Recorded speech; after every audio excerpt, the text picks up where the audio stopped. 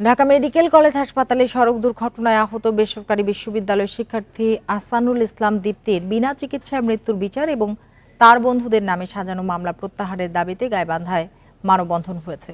সকালে শহরের ডিবি রোডে গাইবান্ধাবাসী ব্যানারে এ কর্মসূচি পালিত হয়। এতে নিহত দীপ্তির পরিবার, সহপাঠী সহ সর্বস্তরের মানুষ অংশ নেন।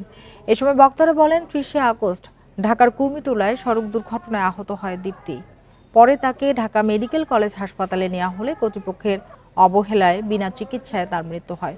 ওই দিন রাতে ঢাকা মেডিকেল কলেজ হাসপাতালে আরও দুটি মৃত্যুর ঘটনায় হামলা ও ভাঙচুর হয়। তার সাথে দীপ্তর বন্ধুরা জড়িত ছিল না। বিনা চিকিৎসায় দীপ্তর মৃত্যুর ঘটনা ধামাচাপা দিতে তার বন্ধুদের মামলায় জড়ানো হয় বলে মানববন্ধনে বক্তারা অভিযোগ করেন।